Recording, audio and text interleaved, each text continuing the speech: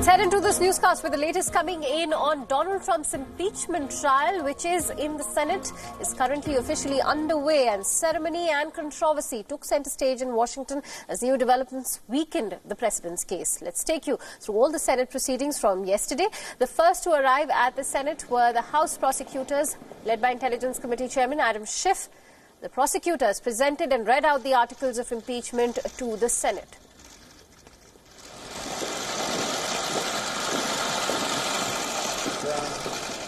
Mr. President. The formal opening of the inquiry was marked by the swearing-in of Chief Justice John Roberts. Roberts then issued the oath to all 100 senators to take part as jurors in the trial. U.S. Constitution lays out the Chief Justice will preside over the entire trial.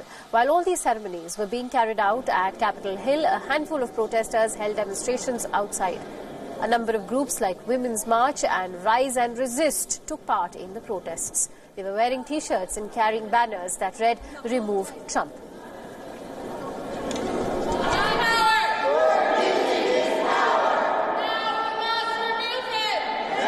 This is your first one.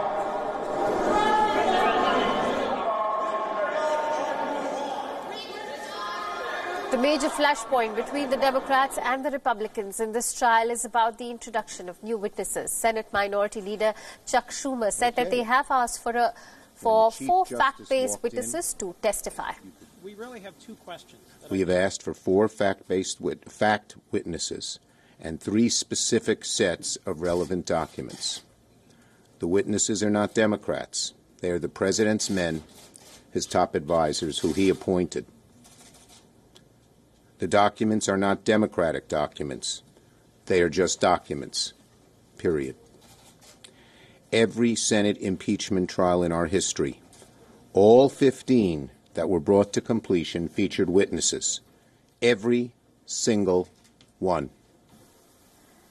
There are already indications that the Republicans are not going to concede ground. Senate Majority Leader Mitch McConnell called the president's impeachment a purely partisan performance by the Democrats. He accused them of handing out souvenirs once the articles of impeachment were adopted in the House. Well, nothing. House Democrats said over and over that they recognized the gravity and the seriousness of this action.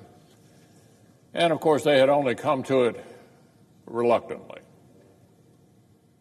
Well, nothing says seriousness and sobriety like handing out souvenirs,